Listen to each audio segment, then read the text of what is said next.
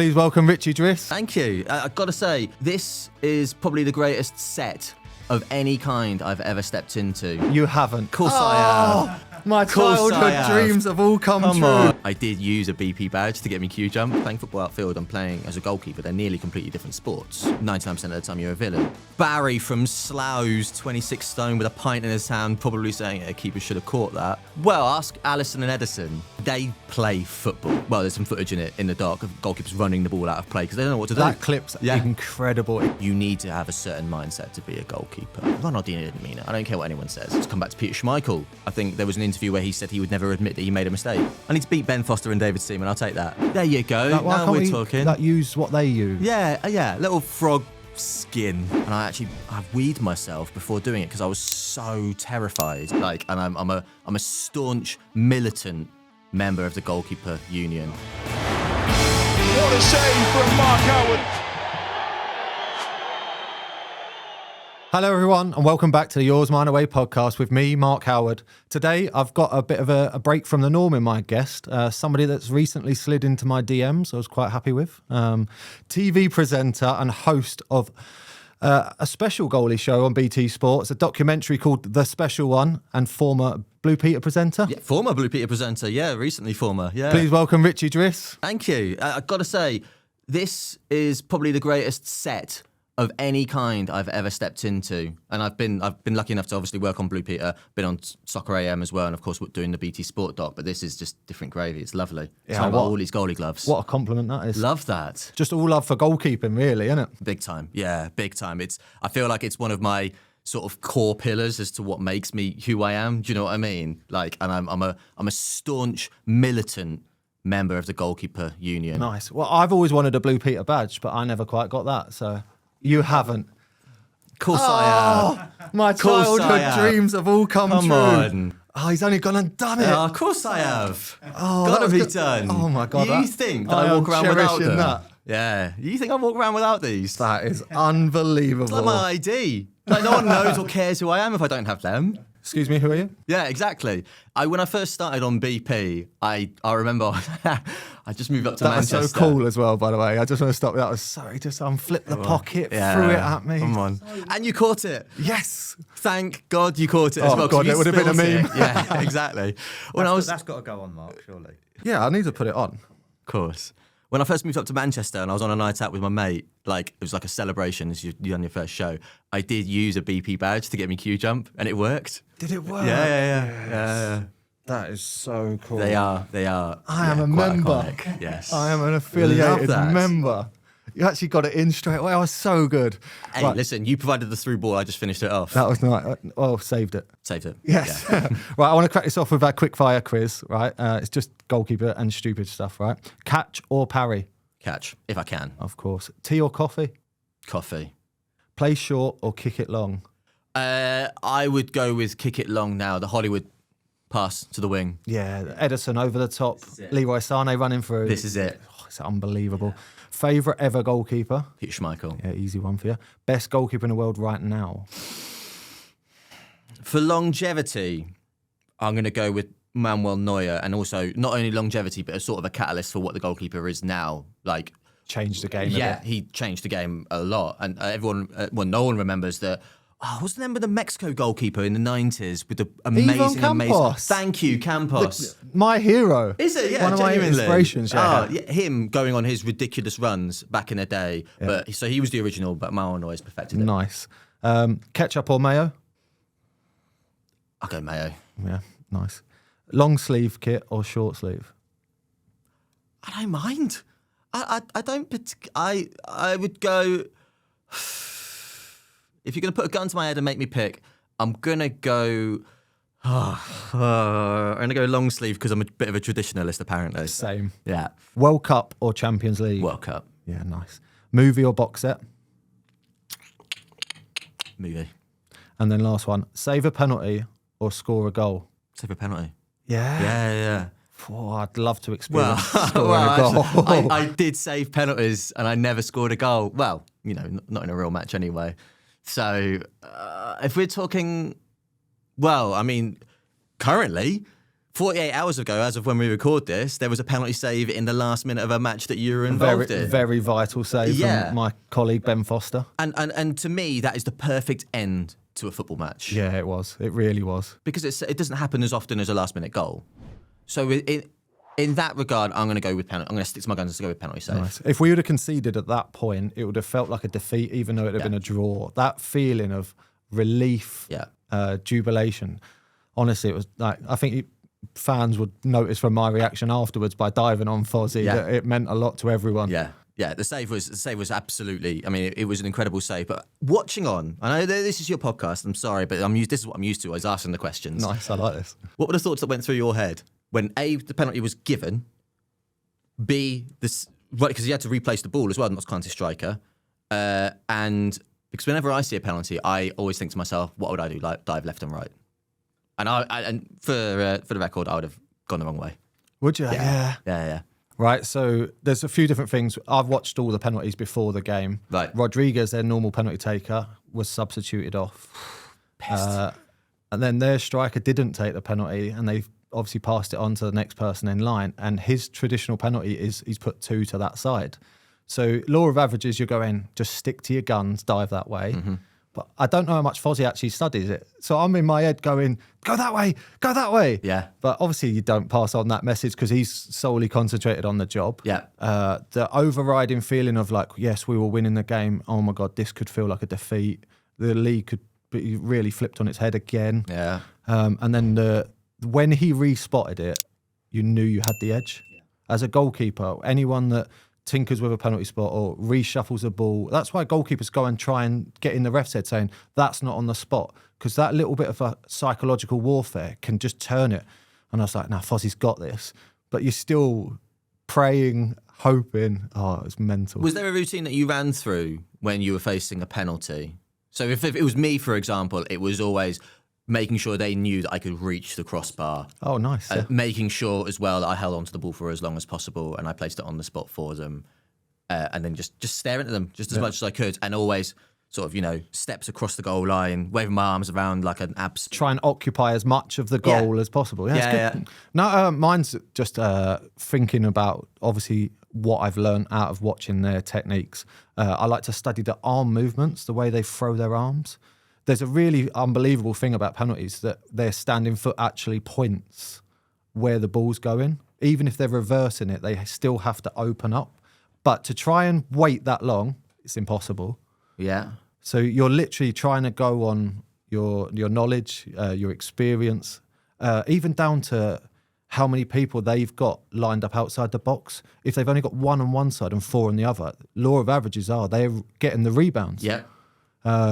Even down to where the fans are sat in the stadium, because a goal scorer, a natural goal scorer, will peel off to celebrate before he's even scored a goal. Yeah. So if they're over that side of the pitch, law of averages tells you he's kicking the ball that side because he wants to just continue his run. Yeah, that makes a lot of sense. And as we know, strikers are centre of attention. It's all about them. So, so relying on the fans to dictate where they place the football in regards to a penalty is, clearly a very big deal. Whereas you see the new rules as well, Mark, about not touching the net, not touching the You're not allowed to touch the net. You're not allowed to touch the bar. You have to keep 1 foot on the line. It's nonsense. They're trying to make us not save penalties. This is literally it. Like, the world is against goalkeepers. Why are you... What difference can touching the net or touching the crossbar, what difference can that make to a penalty taker? None. Literally nothing. It's not as if you're going to pick the goal up and move it along the line, are you? No. But like, as daft as it is, you could water your goal. You could try and squirt water across your 6-yard box because it would make it more skiddy. Are they going to say that you're not allowed to do that? Yeah. Like, there's so many things that they could break down and go, right, you can't do that. And then on the flip side, when you've got attackers taking the penalties and you've got Paul Pogba with his moonwalking up to the penalty spot or whatever you want to call it, Eden Hazard with his little hop, skip and jump. How is that? There's no rules against that. There's no rules against stuttering on the way in the run-up, but there's a rule about something arbitrary like touching the net or touching the crossbar. I mean, listen, let's be honest. We know the game is about goals. Yeah. But, not fair. This is something that I say... We are the most anti-fun football. You don't go to a game to watch a goalie keep a clean sheet. You just don't. No. Yeah, and this is the thing, is that there have been moments, every single football fan has hated a goalkeeper for because they are having a brilliant game and you hate them for it, hate them for making that save. And I don't feel like I should hate goalkeepers, but there's been times, and take it as a compliment to them. Yeah, exactly. Right, I want to get onto your documentary then, Cool. The special one. Yes. It's on BT Sports. Yep. Make sure everyone goes and tunes in, especially goalkeepers out there. It's incredibly insightful. Thank you. I loved watching it. What was the thought process in, like, let's make this a show? Yeah, I grew up, obviously from as long as I can remember, like grew up playing in goal, far better and preferred it to being outfield. But I think the catalyst for the documentary itself was just watching football and realising that 90% of the time the pundits are outfield players. And as we established in the documentary, playing football outfield and playing as a goalkeeper, they're nearly completely different sports. And watching, without naming names, certain Scottish elderly Sky Sports football pundits, who I won't name, try and talk about how, goalkeepers should have done better. And it's always such a broad term. They can never really truly zero in on why the goalkeeper should have done better unless it's a cliche. Oh, the goalkeeper should have done better with that. Okay, explain. Oh, he went with the wrong hand. He got a strong enough hand on it to save it. Yeah, didn't get a strong enough hand on it to save it. Oh, he got beaten at his near post. Oh, I don't like that. Right, okay, you don't know what you're talking about, and that's fine. That's allowed. You're allowed to not know the answer, although saying that their job is to know the answer. And it frustrated me to the point where I wanted to dispel all of this. And then I thought, well, no, there's more to it than that. Why would anyone want to become a goalkeeper? Why did I want to become a goalkeeper? There's the pressure and the unique position that it is. There's pressure behind it as well, in that you're never ever the hero. You always seldom the hero, unless you're Ben Foster 48 hours ago, and you're 99% of the time you're a villain. You can have a brilliant, glittering career, aka friend of the show David Seaman, and you'll always get remembered for one mistake. One mistake, yeah. Brazil, 2002. So it was a lot of fascination around the psychology, the analysis, and basically what it is to be a goalkeeper and part of the Goalkeepers Union. You had some incredible guests on there. Aaron Ramsdale, Rob Green was really insightful in the breakdown of getting beaten at the near post. Yeah. That was something that really changed your opinion as well, and just gave you clarity as well. I literally, in the middle of filming, and it made it into the documentary, as I remember thinking, this is so cathartic. This is sweet, sweet therapy. Finally, someone who knows what they're talking about, knows the position, analysing and breaking down all of the misconceptions of what it is to be a goalkeeper. And it was, to tick those off was central to what I wanted the documentary to be. And also, I feel like I want it that clipped up, and any single time I hear a pundit or a co-commentator saying you shouldn't have been beaten in the post, just send it to them. Yeah. Just show them that. Yeah, it's just a 4-yard goal. It's so simple for a goalkeeper to explain that, like, no matter where you put your 4-yard goal, if you're on the angle, if you're dead straight, as long as you're going to be disappointed at getting beaten through that. It doesn't matter what shape you're in, like where the ball is. Yeah. If you get beaten by a shot that's too powerful and too quick for you, that is it. Yeah, and do you know what? I've been sort of maybe unfair on the pundits because, of course, on social media, there's Barry from Slough's 26 stone with a pint in his hand, probably saying, a keeper should have caught that. It's like, goalkeepers always work to the least worst case scenario. Do you know what I mean? Yeah, no, 100%. Well, of course you know what I mean, yeah. So if a shot comes through a crowd of players, goalkeeper will probably punch it away, because if they go to catch it and they spill it, it's going to be a goal. If they punch it away, then they've done the best they can, all things considered. Everything in goalkeeping is done on split decisions at fractions of seconds. Yeah. Like, down to whether you catch or parry. You've actually got to, while making a save, look at who's following in. You've got to look at you take into account the conditions, the type of ball, how you feel on that day. Yeah. The moment in the game that it is, and this all goes through your head within like milliseconds of how important this could be, or what could effectively go right and wrong. Because the disparity between the different footballs that you use, one for the FA Cup, one in the league, they're quite different as well. So different. And like the Jabulani football from the World Cup in 2010 is a prime example of a crap football that was just awful. One of those garage airflow footballs. And so, I mean, how long do you get to use the football in different competitions before you actually play in the match? FA Cup games, it's 2 days. Right. And those 2 days, people think, oh, that's intense training. Yeah. You normally play a league game on the Tuesday night, off on the Wednesday. Thursday, you'll train with that ball for 90 minutes. Yeah. Because that's how long a typical training session lasts. On a Friday, you'll do even less training.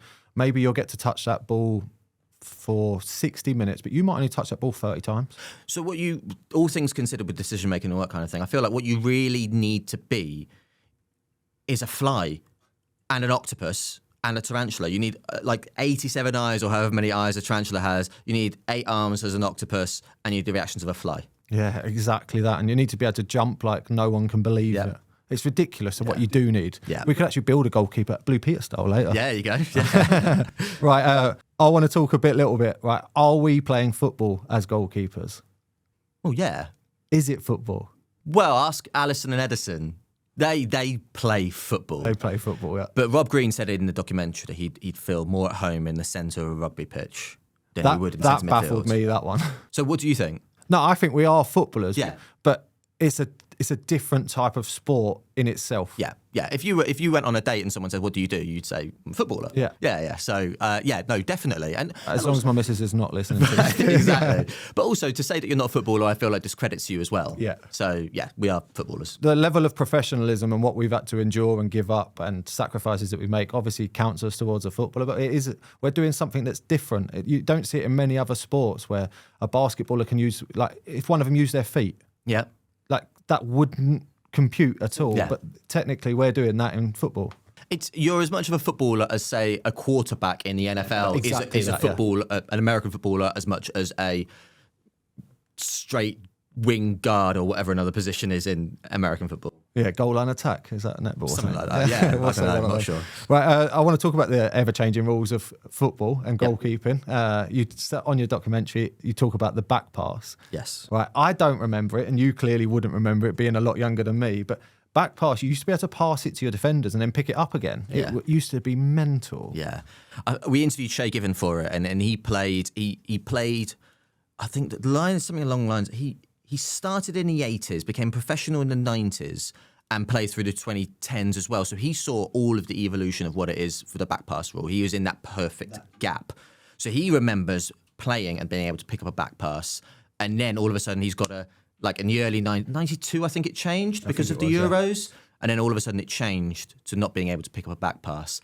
And that adjustment, as we pointed out in the documentary, would have led to a lot of very fun moments where goalkeepers go to pick up the ball and then don't. And then, there's some footage in the dock of goalkeepers running the ball out of play because they don't know what to do. That clip's incredible. He's like, oh no, I'll take another touch. Yeah. I'll take another touch. Oh, what am I doing here? Yeah. And he even tries to pick up the ball to for the throw-in. Oh, it's so funny. Yeah, it's great. But I'm not going to lie, I think there are rules that are put in arbitrarily, or there are rules that are put in that are literally just to take the piss out of goalkeepers, like on penalties, not being able to touch the crossbar, not being able to touch the net. Like, why? When a penalty taker can stutter or moonwalk or hop, skip and jump his way to taking a penalty, why can't a goalkeeper touch the crossbar or touch the net? It's nonsense. Coming off the line, I understand. But yeah, some of the rules are there arbitrarily, but the back pass one, I've got to say, is for the good of the sport. It's definitely for the good of the sport. Yeah. The next one that might do a few goalkeepers a favour, me included and you included, speaking to you, was we can't come for crosses or can't come for corners. That's how rules are going at the moment. Honestly, if there's a rule that's put in place where you're not allowed to come for a corner, I'd be really pissed off because I was always crap at it anyway. I was never that sort of goalkeeper that could come for crosses. I was awful at it. I was much more of a shot stopper, 100%. So I'd be annoyed because I feel like I'd stand a quarter of a chance of possibly playing Conference South once. No, I think you'd get there. I do. I want to talk briefly as well on the mentality and the mindset of goalkeepers. Like, you've interviewed loads now. Can you see the difference in the goalkeepers? Obviously, Chris Kirkland famously, you've interviewed, and he had his problems. Compared to, say, like Aaron Ramsdale now, that escalates those sort of things. I feel like goalkeepers, in and of themselves in their playing career, they fall into maybe two camps. You've got your Peter Schmeichels, your Oliver Kahns, your Manuel Neuers in one camp who are, that they are there. And I'd like to think, as a Peter Schmeichel stan, I like to think it's for the better of the team. It's organisation. It's to intimidate the attackers. They put themselves about. Everyone knows that they're on the pitch. You can probably hear them from the nosebleed seats. And it keeps their defenders on their toes. Exactly. And Jordan Pickford as well, actually. I'd throw him in there. Joe Hart as well. And then on the other side, you've got your David Seamans. You've got your, cool, calm, collected, never raised their voice. Hugo Lloris. Yeah, never, yells at their defence or anything like that. And I think ultimately that's down to preference. David De Gea as well, I put into that mix as well. He doesn't, and there have been times where I'm like, you need to talk to your defence. You don't. I think ultimately, out of the other end of what the goalkeeping experience is, I feel like goalkeepers are more complete, rounded people for having gone through a lot of shit beforehand. They come out the other side as sort of more down to earth. Literally, I said it, more complete people. But personality-wise, I feel like you need to have a certain mindset to be a goalkeeper. Yeah, we go through some shit. Yeah. Proper. Yeah. It gets deep as well, but that's something that you just learn to deal with as you get older, especially the more experience you get. You'll get young keepers now that make mistakes and can crumble through games, and you can see it happening. The older you get, it's easier to wash away. You just get on with your job and you do the next thing right and just crack on. And you've spoke to loads of experienced goalkeepers that still mentally are scarred by mistakes that they've made. Yeah. Like even I had David Seaman in last week, and he talked about like the Ronaldinho goal, and it still lives with you. Yeah.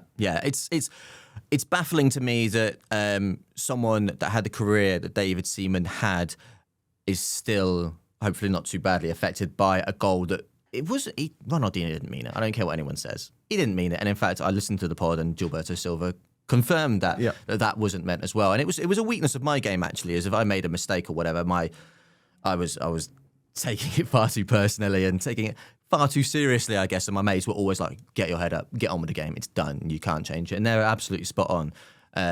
Whereas, and then there's to come back to Peter Schmeichel, I think there was an interview where he said he would never admit that he made a mistake. Yeah. It just never. And I can name them. Yeah. I can name a back pass in the FA Cup against Barnsley where he slices the ball across his own goal mouth and it's put in. I can name mistakes that nearly every goalkeeper has made. It's just how they approach them. Yeah, exactly that. Right. I want to test your knowledge now on goalkeeping. I know you've listened to this. Okay. What a save from Mark Howard. Goalie or no goalie time. Right. I've got 5 current international goalkeepers and 5 are made up names or people from around the world. Yeah. Listeners can head over to our YouTube and check out the leaderboard. It's You've got a leaderboard. Yeah, we've got a proper leaderboard. Taking this extra it's seriously. Good then. as well. There it is. Some good names on there. Emily Ramsey still 10 out of 10. Darren Ward 9. Marcus Bettinelli on 8. Spencer Owen on 8. Okay, I need more than half. I need to beat Ben Foster and David Seaman. I'll take that. Yeah, nice. Right. You know how this works. I'm out to trick you. Yeah. Right. Number 1, John Hunter Blair. I feel like he's an actor. He's not. I don't think he's a goalkeeper. He is not a goalkeeper. Off to a good start. He created Blue Peter. Oh! I had to chuck one in there. Oh my days! If I got that wrong, that would have been an absolute nonsense. Well, you've left now anyway. It wouldn't have mattered. That's true. Yeah. I knew it. At least I knew the name. At least I recognised the name. John. Oh my Thanks, days. mate. So pleased with that. Number 2, Jacques Webster. Not a goalkeeper. He's not a goalie. It's Travis Scott. Oh, cool. Nice one. Everyone's got these random names in Yeah. America. But Travis Scott is just a name in and of itself, so he wasn't even, that could be his real name. That could be his real name. Yeah, but I can see why he changed it, to be fair. Yeah, exactly. Right. Number 3, Sergei Pashchevkov. Yeah, nice. Sergei Pashchevkov. You love how I pronounce these. It's so hard. I tell you what. Sergei Pashchevkov. I mean, he could have invented a rifle in World War II, or he could be a goalkeeper. I'm going to go... I'm going to go goalkeeper. He is a goalkeeper. Yeah. Russia and FK Rostov goalkeeper. Yeah. I don't recognise him, actually, those pictures. No. Because Russia Nice had the trim, same though. goalkeeper for what felt like 20 years. Yeah. And I can't remember his name off the top of my head now. He's one of those goalkeepers that I only ever come across at World Cups and major tournaments. I should know it as well. Akinfeev? No. He's like Jan Sommer, who played last night for Bayern Munich. I only ever came across at tournaments. Yeah. And the Mexico goalkeeper as well. Ocha. Yeah, exactly. Yeah. He's that type of keeper. Yeah. We'll quickly move on and ignore it. That no one knows. We We can't don't know it. Number 4, Billy O'Connell. I know the name, and I think he's an actor. No, not an actor. Maybe not a goalkeeper. Oh, shit. You can't read him. He's Okay. I don't think Billy O'Connor or Connell. Connell. Well, it doesn't make a difference whether it's Connor or Connell, let's be honest. I'm I think Billy O'Connell would be a striker. Not a goalkeeper anyway. Not a goalie. Yes, come on. She is Billie Eilish. Oh. Cool, right, yeah. Well, not a striker either. Her actual name is Billie Eilish Pirate Baird O'Connell. Sorry? Yeah. Pirate. Baird. Baird. Good Scottish name, Baird. That is, yeah. I'm not sure where the pirate bit came from. Yeah, that's extraordinary. I rate it. Yeah. I thought I'd throw that one in. I thought Nice. that one had definitely tricked you. Right, 4 out of 4, mate. He's flying here. Come on. Right, number 5, Emilius Zubas.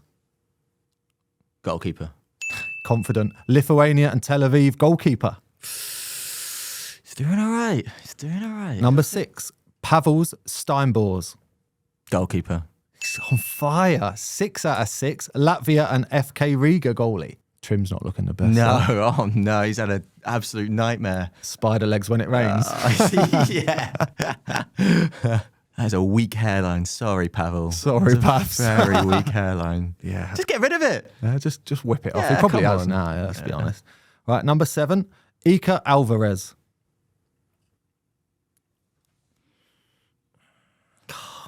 There's no time limit on this, is there? No, there's no time in it. Iker Alvarez. And the thing is I've already said like 87 times, this sounds like an actor. It sounds like an actor. But it sounds like an actor. Thing is, obviously, Iker Casillas. One of the most famous in Yeah. the world ever. Iker Alvarez. It's a flip. This is a flip of a coin. Some of them I've been actually quite confident on. This is a flip of a coin. Not goalkeeper. Oh, he's gone the wrong way. Andorra and Villarreal goalkeeper, Iker Alvarez. Oh, absolutely gutted. Oh, he streaks up. Is there a human on earth called Iker who isn't a goalkeeper? Do you know what I mean? No, I don't think so. I might change my kids' names Yeah. just in hope. Yeah. Right, number 8, Nicholas Coppola. Goalkeeper. Nicolas Cage is not a goalkeeper. Oh no! My mate. There are going to be a couple of my mates. We always send each other Nick Cage gifs because nice. they're brilliant. There's one especially. I don't know if you ever saw his entrance to like a talk show where he's definitely on some sort of illegal powder, and he's kung fu kicking thin air. It's brilliant. Is it really good? It's Oh, I have to go so and watch good. that. And he sits down and does this interview, and I'm kicking myself for that one. Yeah. Should have got that one. That's how much research I do that I even knew that you sent gifts. Yeah, exactly. That's amazing. That is some good research. There it is. Here he is. Oh, Just wow. throwing money around and kung fu kicking thin air. But why would you not? Yeah, he's Nick Cage. Well, Yeah. he's not. He's Nicholas Coppola. Coppola. Right, 6 out of 10 so far. You've got 2 more to go. Right, number 9, Rustam Yatimov. Rustam Yatimov. They all sound like goalies to me. Every single one. Every week we do this, right? I look for actors' names, singers' names. I'm like, could be a goalie, surely.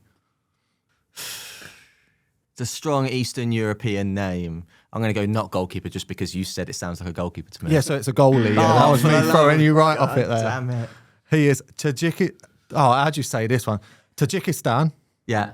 and Istanbul Dashambi goalkeeper. Okay. Right, 1 more to go. Oh, come on. I need that 7. You need to get to 7. Number 10, Maurice Micklewhite.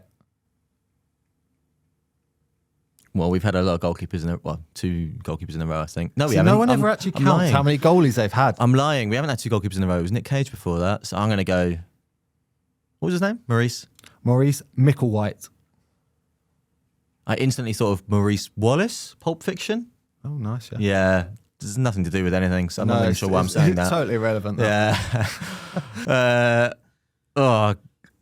Not a goalkeeper. My name is Michael Caine, and I am a nosy neighbour. He is not a goalkeeper. Come on.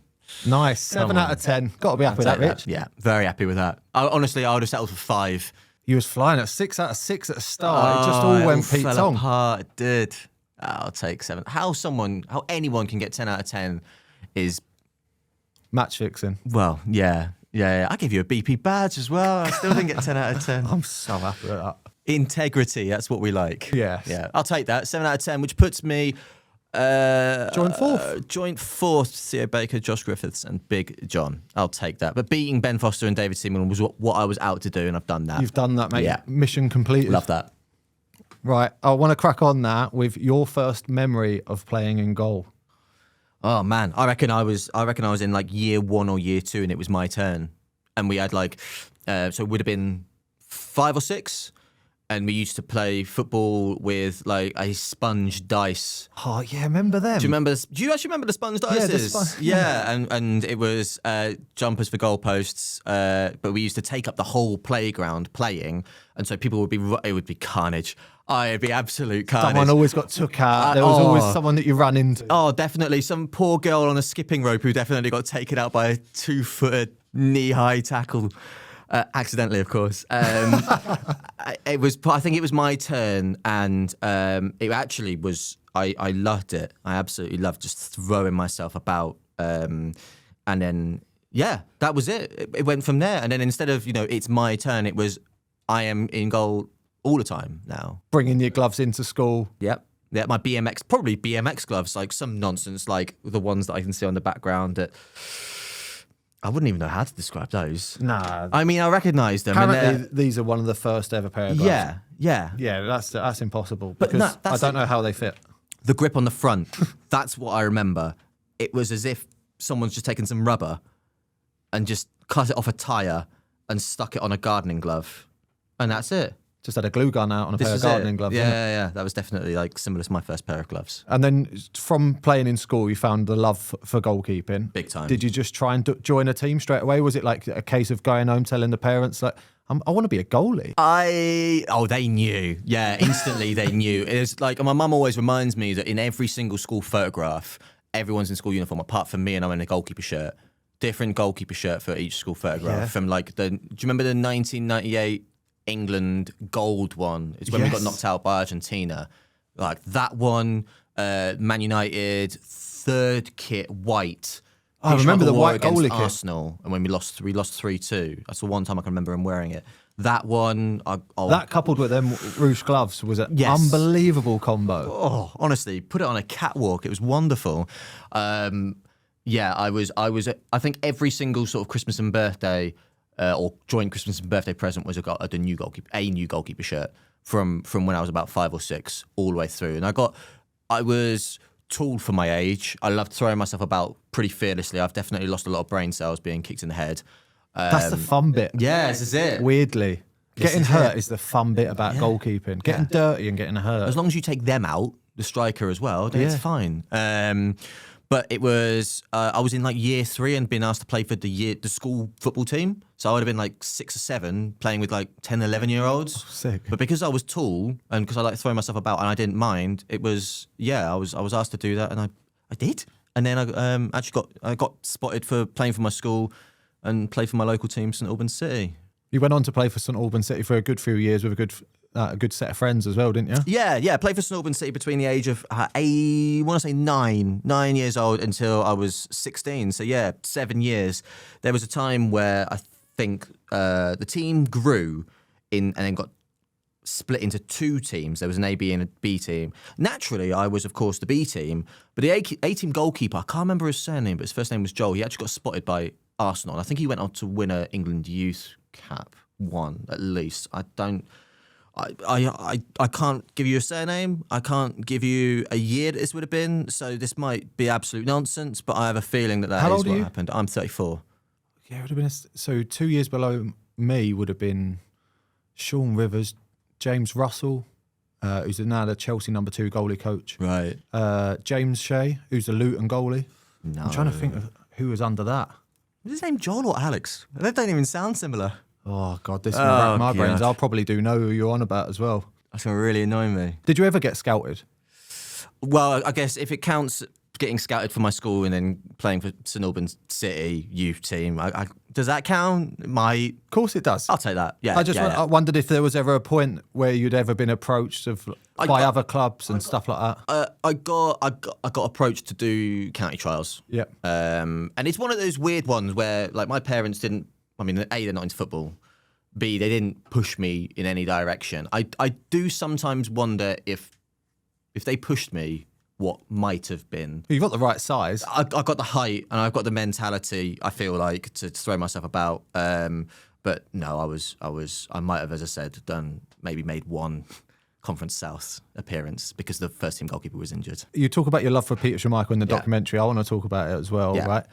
Obviously, growing up then, this is who you idolised. This was the person that was on your wall. Yeah. He is the reason I'm a goalkeeper, reason I support Man United. And I genuinely don't think I can remember the first sort of time that I watched him play. I don't think so. But it was how, for want of a better term, sort of eccentric, and he wasn't attention seeking, but how out there he was. And he epitomised what it was about being a goalkeeper in that we got our own kit. We didn't have to play in the same kit as everyone else. We got our own kit. We threw ourselves about. We were an authority figure.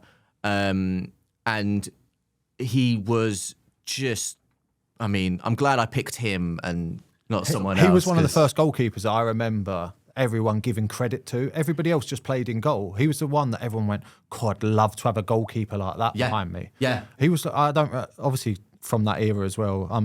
I'm 36 now, and I don't remember other keepers making that much of a statement in goal. It was all a bit kept a quiet goal and weren't out there, weren't in your faces. They were there to just do their job. He was the first person that changed that, really. Yeah. And with like you say, Manuel Neuer earlier, he was the one that then went, right, goalies can read the game. Yeah. They can come out their box, and this is what they can do. Yeah. Everyone's constantly evolving. I think he was one of the biggest catalysts, especially for our era. Yeah, for sure. And also, his technique was, unorthodox. That starfish save that he did from playing handball got Man United out of so many problems. Yeah, it did. It really did. Really, really did. And, his approach to one-on-ones where he'd gauge, and then just throw himself at the attacker. Alisson's like that now at one-on-ones. The way that he comes out and is able to make saves is ridiculous. Yeah. And I think Peter Schmeichel's probably an influence on that, of the way that he would be patient, and then just go all out, attack. This is it, and there's been a I don't know what you think of this, but there's been a sort of tendency that I've noticed in the last, call it 10 years at the most, where goalkeepers come out, and I call it the proposal. They come out and they get down on one knee, and I personally hate it. I hate it. I can see why in some situations it works. What do you think of it? So it's now called the K-shaped block, right? So it's like one long leg straight, one leg bent. You're literally trying to make a K-shape with your body. It's effective on the angle, particularly, because you then can overcover your near post with a trail leg. Yeah. In the middle of the goal. I grew up differently, right? Yeah. I used to love throwing my head at the ball. Right. This doesn't happen now. It's more of a, can you block the shot instead of meet the shot as it's being kicked. Right. But that's why there's less injuries now, and we all broke our fingers and thumbs. Yeah, and faces. Yes. Yeah. Yeah, the K-shaped one where you've got the one leg extended, definitely. I don't see David De Gea doing that. No. He is the epitome of what I would call the proposal. I think it might be like a hockey goalkeeper technique. Yeah, I think it must be. Or definitely cricket as well, when cricketers go and catch like a ball that's skidding along the ground and get down on one knee as well. I think it's all about how people use it. Shay Given was one of the first that did that low block. Right. But he would spread so well and have... his lead leg would be flat on the floor. Yeah. But that doesn't happen now. There's now more room to get it through you, I find. Yeah. And it always ends up with, like, the way players are playing now and they dink the goalkeeper. If you go down too early, you're just selling yourself. Yeah. And I think that's what's changed is we used to throw our faces and our heads straight at the ball, and we would now effectively get dinked every week. Yeah. Which is more humiliating than letting in the goal. Yeah, fair. Yeah, I don't know. Like, I'm very, very happy to be wrong when it comes to this sort of technique. Maybe because, as I said, like growing up watching Peter Schmeichel come out and probably scared a bejesus out of the striker as he's shouting, as he's sprinting at the attacker, was more my style than this sort of proposal. It leads on anyway to goalkeeping injuries, right? Our fingers. You've brought in a very special pair of gloves. I have, yeah. Have you had any goalkeeping injuries? I dislocated my knee when I was 16 playing goal. You know how Michael Owen fell? Remember how he fell in the World Cup against Sweden? Yeah. I did that while making a save. And it wasn't even as if I was playing a competitive match, it was when I was playing at St Albans City. It was on a school trip, and it was teachers versus students, and I was playing an absolute blinder, but wet grass, made the save, but like landed awkwardly. And that was it. I was out for 9 months. I had a cast that went from my hip to my ankle for 2 weeks. Oh, that's difficult at that age as well. It was, and I didn't do the rehab properly and nonsense. And then out for 9 months, played 2 matches that season. And then it was, it was on to A levels and all that kind of thing. And I knew I wasn't going to make it at that point, of course. So I sort of packed it in a little bit then. But plenty of injuries. Broken. I went through a penalty shootout with a broken finger. Saved 3 out of 5. You did say 3 out of 5. I was about to bring that up. I've broken my hands more than I can count. You can see like a lump right there, nice little lump on my hand. But nothing compared to Rob Green. Yeah, you've seen this up close and personal. I have, unfortunately. Yeah, he as part of the documentary, he showed off his hand injury, and his pinky finger sort of goes off to a 90-degree angle. It's actually mental. Like the only way of like summing it up is if someone's actually taken that finger off there and reattached it going that way. I mean, to be fair, he gets more spread on his hands. Yeah, well, that also could be put in the floor and really hurt. That's exactly how he did it. Save. Yeah, he said he caught his finger in the ground, diving, and then from there on, because he did it once, he kept doing it. And I bought in these gloves that he used during the documentary. I want to show everyone this, right? Anyone that's watching on YouTube, but they're actually webbed. They're like it's one finger now. Mm-hmm. So it's full. It's unbelievable. Yeah. It's like Teenage Mutant Ninja Turtle sort of style, isn't it? Yeah, it's a hell of a shout. But listen, it didn't stop him from being an incredible goalkeeper. Right, we might as well talk about gloves now anyway. Yes. Right, let's get geeky then. Let's talk gloves. What a save from Mark and Howard. this is the glove review on the Yours, Mine, Away podcast. What gloves do you currently wear and why? I have been Adidas finger save gloves. Yes. Since I can remember, honestly, probably since I started playing for St Albans City, like quote unquote real football, like, where I joined them to be a goalkeeper. I didn't join to make friends. I joined to be a goalkeeper. That was my job. That was why I was there, as opposed to school football or anything like that. Shay Given, who I interviewed on the documentary, he introduced me to Adidas finger save gloves, watching him and watching how good he was as well. Of course I had my Reusch. Of course I did. Peter Schmeichel. But Adidas finger save the gloves I've had consistently more than any other. I've dipped in and out of like Yule Sport made a finger save version, and they were cheaper when I was growing up. Definitely helps with parents. Yeah, exactly. So I used Yule Sport and their specialist goalkeeper stuff. I don't know did you ever use the boots? Yule Sport professionals? I knew someone that did use them. They looked heavy. Right. They always looked very heavy. Right. I just didn't know what sort of advantage they'd actually give me. But I think that was one of the first companies to do boot glove combos. So I suppose they were probably trend setting good 15 years ago. Well, thank you, Yule Sport, because you have just shone an absolute spotlight on the fact that Adidas now do it, Nike now do it, and Puma, everyone. Puma now do it. All the brands are now like it's great. Re-releasing everything with a matching pair of gloves. It does annoy me when goalkeepers don't do that. Yeah, obviously being a Man United fan, David De Gea must annoy you. David, just why not? Why wouldn't you do that? Just pair them up. Yeah, come on. With your Copa Mundials and your brand new Adidas gloves. Yeah, there's no reason why you wouldn't. What do you think are the advantages of finger saves? I'm a massive finger save advocate. Good, because I always wondered whether I should be embarrassed or not for wearing finger save goalkeeper gloves. There are some of us out there. We're very rare. I think Leno does. I think Fabianski might. There are a few of us. I just, you can see my fingers are like individual strands of spaghetti coming off the end of my hands. And I've broken my fingers more times than I can count. In fact, I mean, even look at my hand. This one, my right hand is just permanently discoloured. So I think finger saves not only added an extra level of protection. You should really wash them. But I should have just the right hand, yeah.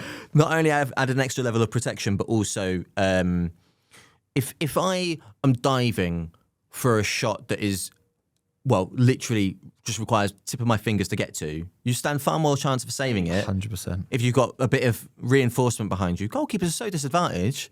Why not? It's not often in a game you actually make a fist. Everyone worries about clenching their fist for punching it. Try and catch the cross instead then. Well, yeah. But you actually don't clench your fist that much in a game. It makes no difference whether you've got finger saves in your hand or not. Your back of your hand is stiffer. But that's the whole point of it. Right, exactly. So, yeah, I would go finger save for all the reasons that you just said. And I don't know, a goalkeeper might turn around and say, yeah, but you don't have as much feel when you're making contact with the ball to tip it over the bar. You don't have as much feel over. I'm not good enough to be able to differentiate, personally. As long as I get a hand to it, I don't care. And as long as it's the most solid hand possible, I don't care. Soccer Aid, if you're listening, sign me up. I can't believe you've not been asked to do something like that yet. I know. Come on, lads. The goalkeeping standard on that is frustrating, to be honest. Your voice sounded like Joel Dummett's tried it, and he was awful. I didn't know I had a voice sound alike. Honestly, I was watching your documentary last night with the missus, and she went, he sounds like Joel Dummett. I was like, does he? Does he really? It's funny you said that. When I listened to your podcast on the way here, I thought, is that Peter Crouch presenting this goalkeeper podcast? I've got better dance moves than Crouch. Good lad. I'll prove that. If you ever had a pair of gloves then, custom built, what would you do? Oh, man, now we're Right, talking. actually, let's get a bit geeky, right? Let's, in Blue Peter fashion. Right. Let's make a pair of gloves out of all the different materials you could. Let's make a challenge out of it. Right. Well, of course, your classic latex grip. I'm not too knowledgeable. It's going to really embarrass me. But when it comes to the different sorts of grip, I feel like there's typically there's 3mm or 4mm. So do you like a thinner palm or a thicker palm? I'd probably go. If I've got the finger save, I go thinner palm. Yeah. Yeah. Finger save, thinner palm. Nice. Roll finger if I can. More. Surrounding, yeah. And do you know what? This might sound controversial, but I'm not mad. The Adidas Predator gloves that I'm looking at, they don't have a wrist, the wrist strapping. I don't mind the strapping, but I do prefer the longer sort of length on the wrist support. I feel like there's more support there. Yeah. So I do prefer that than, cutting off right at the wrist and then that's it. And if possible, maybe a bit of, I just take the Terminator's hands and sort of put some metal in there and robotics as well. Even like the way a frog suctions onto stuff. There you go. Now we're talking. Use what they use. Yeah. Little frog skin. Stickers. Yeah. The Vaseline conversation that you had as well. Yep. You've never tried that? I've tried it. It works. See, when extreme wet conditions, this baffles people that something that's waterproof makes your gloves stickier in wet. It is a mental concept. Exactly. Yeah. But there is a trick. You actually do put it on your post during the game and you just keep reapplying it. And it's so strange, but it ruins the glove. I also don't know who first thought of that and how did they find out. I reckon it was someone in a dressing room putting deep heat on their legs or putting Vaseline on their legs and then by accident rubbed their legs and went, oh my God. Yeah. I've just created frog's grit. Yeah, that's a great shout. I'm going to have to try that at some point. I say it like I'm rich enough to have multiple pairs of gloves that I don't want to ruin. I'm not. Yeah. Wait for you've got an old pair. Go through them. What about goalkeeper kits then? And boot combos. I love a boot combo. I love buying boots and collecting boots that match the gloves that I wear each season. Yeah, big time. You're a massive fan of this. Yeah, I've been Adidas since I was very, very, very little with regards to goalkeeper gloves. But if, say, another make that I wasn't too familiar with, if they started the matching boot and glove combo, I'd have been gutted because of my affiliation. Not affiliation with Adidas, I wish. Because of my adoration. Adidas, you hear this. Yeah, exactly. Because of my adoration for Adidas stuff. But yeah, no, I always tried to, even when I was at university, I had sort of the black and white Adidas finger saves again, and I had Copa Mundials to match. But yeah, we got some right here that I'm looking at, and they're stunning. And I've had a few of those pairs, the fluorescent black and yellow. I had them. Yeah, those X boots were class, weren't they? Yeah, really, really, really good. So the Adidas Predators that we've got right here, I've got the red and black to go with it. I've got another pair as well. In fact, you can see it right there, second level ones. Down. Left one. Yeah, that one. That's what I wore on Soccer AM. Which nice, very nice of Adidas to send me those. Did they send you them? Yeah, nice. Yeah. They've never sent me anything. I'll talk to my people. You probably don't work there anymore, actually. Nah. Yeah, but yeah, big fan of that. And why would you not? Just looks the part. Yeah. You'd feel the part if you look the part. Big time. And I feel like favourite combo of all time though. I'm a traditionalist, right? So white palm.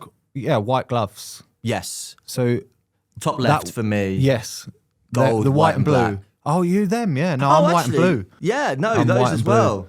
I used to wear Cells gloves. I still wear Cells gloves, but I used to have a white and blue glove and then wear those white and blue Adidas Preds. They were are a stunning. superb combo. Yeah, I was going to say white palm definitely. Yeah. There's something, if there's like a blue or a red or a black palm on the glove, it puts me off, and I don't know why. I can't explain I it. think the black palms makes people's hands look smaller, and that goes against my grain of like, you want your hands to look massive. There you go. Yeah, beautiful. Could stare at these for hours. And do you know what? Every single time, it's not even as if I play anymore, but every single time Adidas release a pair of new boots, I always go on Pro Direct Soccer, other outlets are available, and check. I do for the exactly gloves. the same thing. Always. I always have a look. I love a new pair of boots. I go through a lot of pairs of boots anyway. Okay, we're both in the twilights of our playing career. Yep. It's weird for me to sort of think to myself, that pair of goalie gloves right there are the last ones I'm ever going to buy. No. It's heartbreaking. No, it's not true. I hope not. Soccer Aid, if you sign me up, I'll buy some new gloves. Just See, obviously, I remember as a child, like my parents buying me like a pair for birthdays or for Christmas and saying, you've got to make them last and that. And now I go through like a pair every 4 games. And I'm like, oh my God, how did I make that work? How did I get through a season with 1 pair of gloves? Would you realise then, would you ever think, okay, these are definitely going to be my last pair? Because I actually bought them during lockdown because they were on sale. And that's when I thought, well, at the time I was like 32 or 31 or whatever I was at the time. I don't see why I bought them literally because I was bored.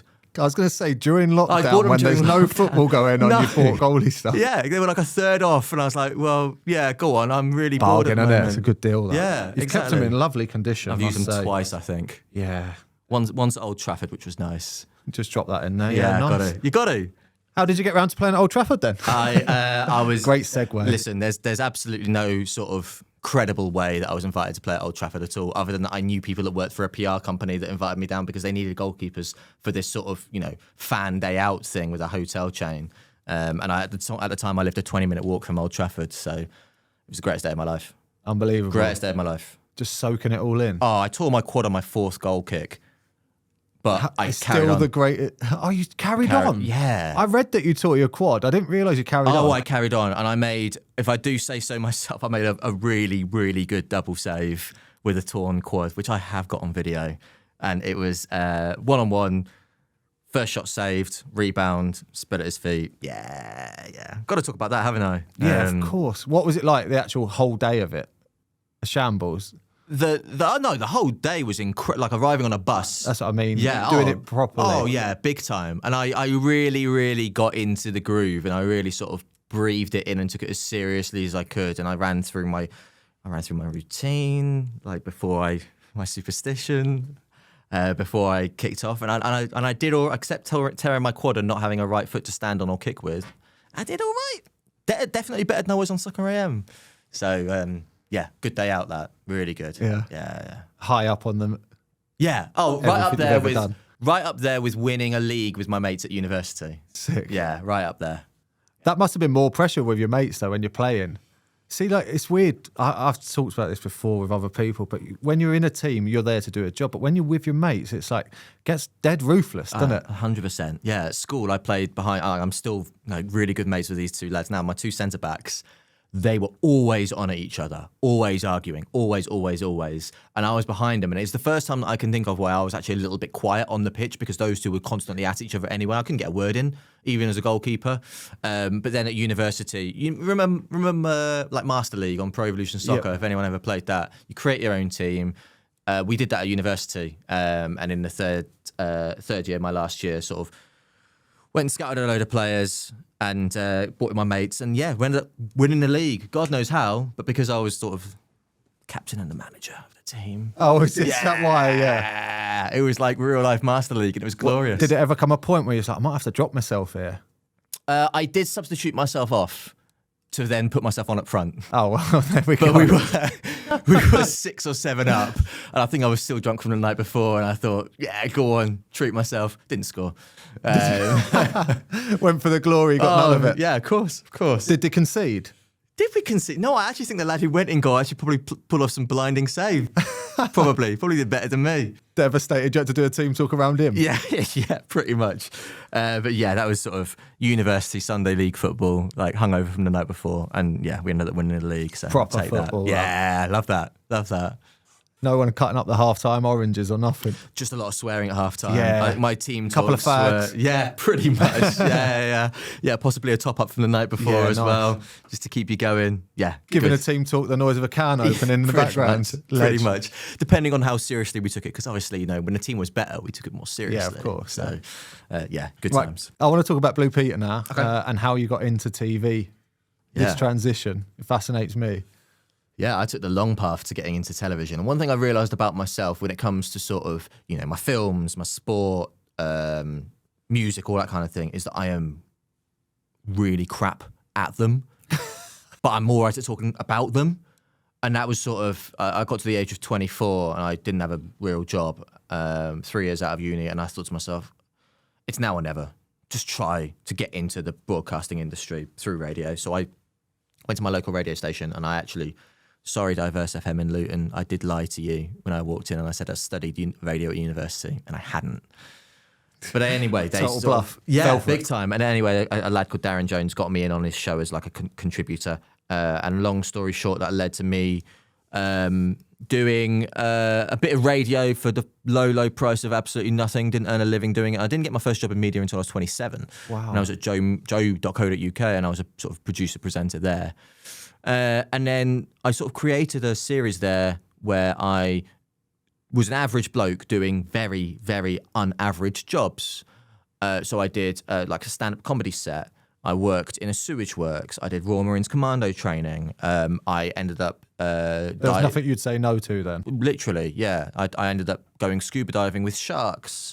And I weed myself before doing it because I was so terrified. And it did me a favour, actually. It warmed up the wetsuit. But I'd never gone scuba diving Was before. you in the water or out the water? In the water, yeah, big time. I'd never Doesn't gone... count. That's just urinating in the sea. Is that disappointing? and Am I disappointed, yeah? Oh, you You're told gonna me piss this yourself. before. I was like, just do it properly. If you're going to piss yourself, do it properly. But it was scuba diving, which I'd never done before, in amongst sharks, no cage or anything like that. And I had to film a video like while underwater surrounded by sharks. And I was terrified.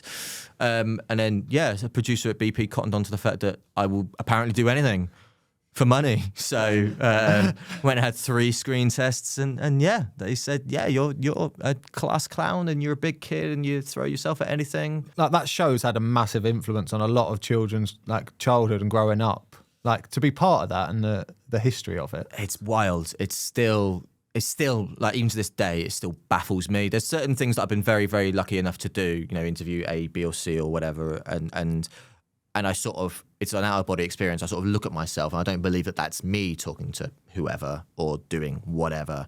And that last 4 years of my life has sort of been that.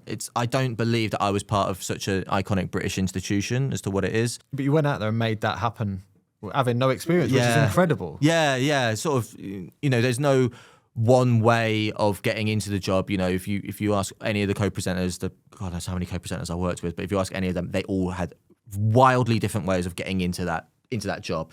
But I think the only time it sort of sunk in for me as to what I was a part of is rewatching The Office for the 87th time. And there's, the Training Day episode with the guitar. Yeah. There's a Blue Peter joke in that, where an ex-Blue Peter presenter is in the training video. No way. And it was at that point where David Brent goes, oh yeah, Blue Peter. And I was like, oh my days, what am I a part of? This is mental. So yeah, it was quite the 4 years, to be honest. Yeah.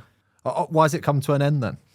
I'd never planned on being there more than 5 years. It's hard when you're 34 trying to act 15 still, isn't it? Yeah, a little bit. Yeah, and I was sort of very much myself on the show, or a version of myself. There was a lot of acting that went into it, of course, because not everything appealed to me. I'm not an avid gardener, for example. So when we did a film about beavers, voles, it wasn't necessarily my. I thought you were going to come out with some euphemisms then, I swear. Oh yeah, sweet beavers. I worked with them on a couple of occasions. Yeah, So there was a little bit of acting that went into it, definitely. But that's natural, and that speaks to the breadth of what the job is. Yep. I'd done everything. It was a really weird 4 years for everyone. If you think about the world in the last 4 years, COVID, the royals passing away, the Black Lives Matter movement, we addressed all of it on the show. Yeah. Like, there's never been a period of time on Blue Peter like the last 4 years. So to have been a part of that was, I'm not going to say it was a blessing, because I'll be honest, it wasn't. It wasn't exactly what I set it out for it to be. I did the one huge challenge. I acted like a clown. I hopefully I was some sort of role model to some kids. Yeah, you definitely have. Inspired some kids.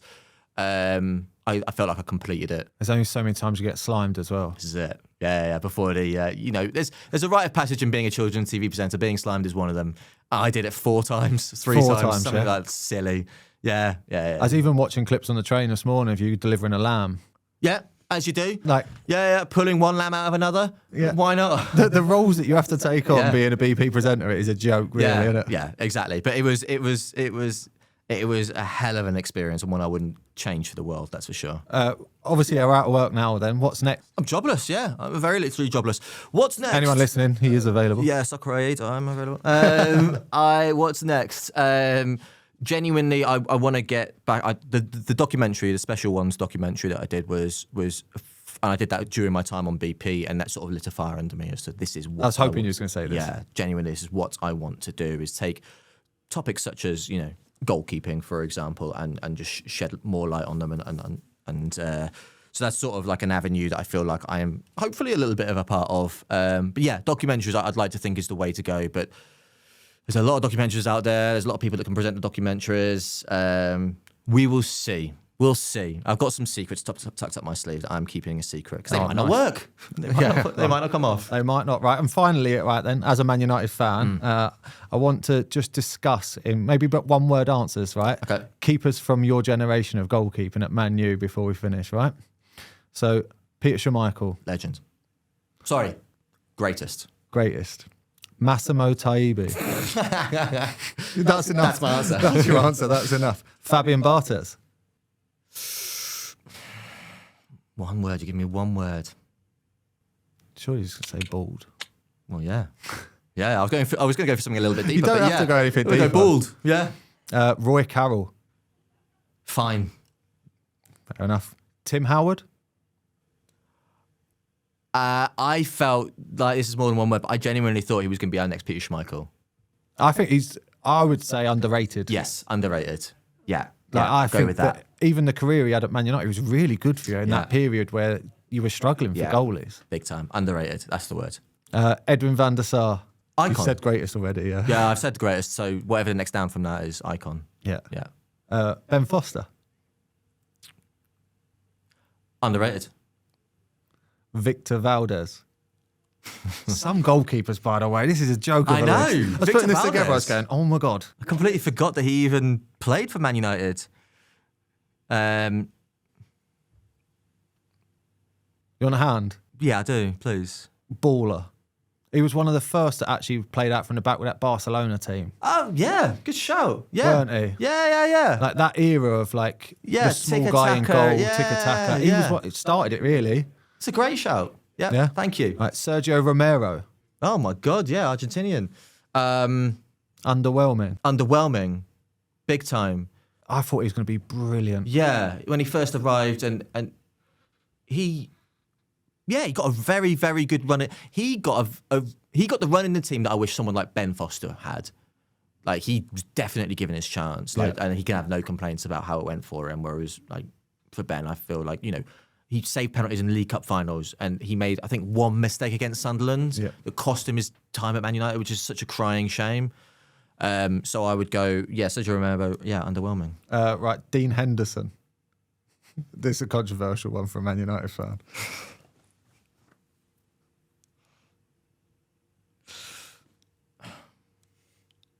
I thought he should have been Man United's number one. I thought he should have been Man United's number one. I thought David De Gea's form dipped to the point where he needed to sit out of the team for a good 6 months, 7 months. I think he might have done if Dean Henderson wasn't as injured as he got. I would say potential. It's like Dean's an unbelievable goalkeeper, and his mentality is something that is alongside Aaron Ramsdale. Yeah, like big time. How he puts himself out there and puts those demands on him is incredible to see. So he is still at Man United, but I'd go with, at the moment, unfortunate. Yeah, that's fine. That's a good way of putting it, right? And then finally, David De Gea. Such mixed emotions. Roller coaster. Yeah. But he does. Do you know what? Shot stopping. I couldn't relate. Oh, no, I can't relate in terms of being incredible, but I can relate in that he plays to his strengths big time. I just don't think that he's as brave as he could be. When I see him in those one-on-ones, he doesn't command his area as much as he could. Playing out from the back, I don't mind. No, he is not the goalkeeper that's going to take Man United back to where they were. See, which I feel really harsh saying. But if you look at the Edisons and the Alissons and the Neuers, well, Alisson literally came in at Liverpool and changed who they were and won the league. And got, True, yeah. Do you know what I mean? So he's been brilliant for Man United. I go on Twitter and I see people calling him the greatest of all time, and he's nowhere near that. And yeah, he's now got the clean sheet record for Man United, but it's a bit of a weird one because on the one hand, he played more matches than Peter Schmeichel did, but on the other hand, he played in a weaker team than Peter Schmeichel did. So brilliant goalkeeper. I wouldn't put him in the top 5 of all time. In fact, he's not even playing for Spain at the moment, which I think says all that needs to be said, unfortunately. Right, and then last question, right? What does a goalkeepers union mean to you? Deep. It is deep, isn't it? That's like asking me what the meaning of life is. What does the goalkeepers union mean to me? I remember, I don't know if this sums it up or not, but I remember before every single match that I played, like when I played like for St Albans City or whatever, and after every single match that I played, always like spudding the goalkeeper, fist bumping the goalkeeper if we had to change halves, and going up to the goalkeeper and like saying that was a hell of a save or gutted or unlucky or whatever, actually having a little bit of a chat with them. Bollocks to everyone else. I ignored everyone else, like strikers or whatever. But like I'd go up to the goalkeepers and actually make a point of like having a conversation with them because like even this, I felt like there have been things that you've said and I'm like, Jesus, Mark, give me a hug. Like he gets it. Of We're course in you it do. together. You're professional. Yeah, exactly. In the trenches together. Exactly that. Right, that's all we've got time for today, Rich. I've absolutely loved talking goalkeeping with you. And I thoroughly recommend your documentary. Make sure everyone goes and checks that out. Thank you very much, Rich. Thanks, mate. Thanks for having me. Appreciate it. This has been the Yours, Mine Away podcast with me, Mark Howard. Please leave a comment and subscribe to our channel. It really helps us grow. All the best, guys. See you next week. What a save from Mark Howard.